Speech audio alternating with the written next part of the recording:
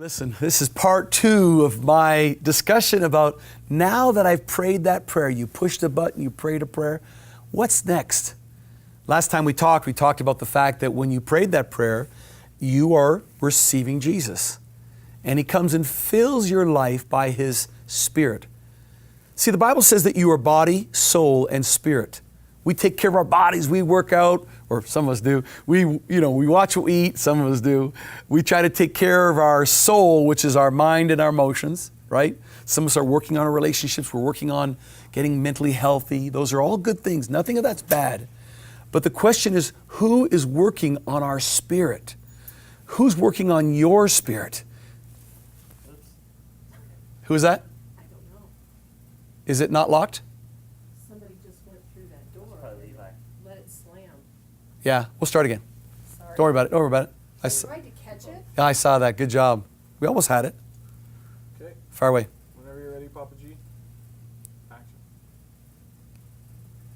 Hey gang, I'm so excited you're back here on KnowingGod.net, and my name is Paul Goulet, and I want to help walk you through now that you've pushed that little button and you prayed that prayer.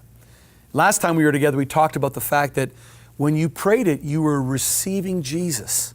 The Bible says, to as many believed and received, He gave the right to be called a child of God. Isn't that great? I mean, that by simple prayer, you change your identity, you change your destiny. In fact, the Bible says when you pray that prayer and you receive Jesus, you're born again. In fact, 2 Corinthians 5:14 through 21 says, you become a new person. I don't know about you, but I prayed that prayer when I was 20 and I'd done so many stupid things. I'd hurt myself and I'd hurt others. And I was very depressed. I was even suicidal. Even though I had a lot of success, people didn't know I was suffering on the inside.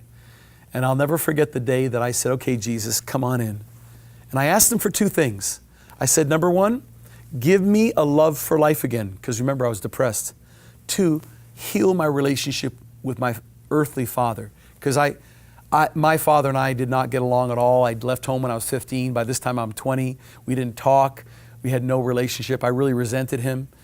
And when I prayed that prayer, I'll never forget the next morning after I prayed it, because that night, my brother actually prayed with me, and he says, Paul, now you got to pray before you go to bed. I go, what is that? I don't know how to pray.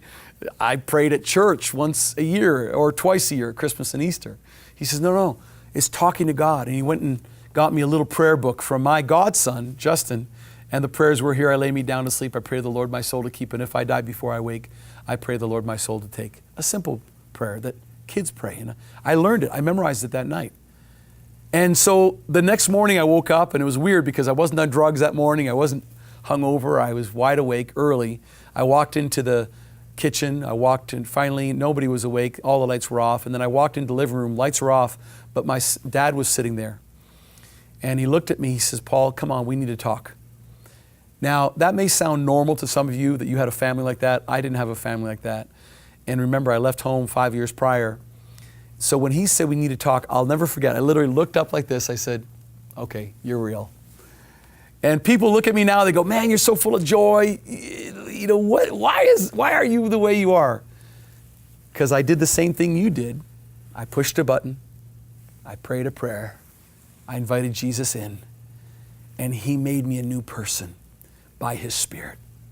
So today I want to encourage you. You prayed the prayer. You invited Jesus in. Jesus is the way, the truth, and the life. No man comes to the Father but through Him. That's what He declared.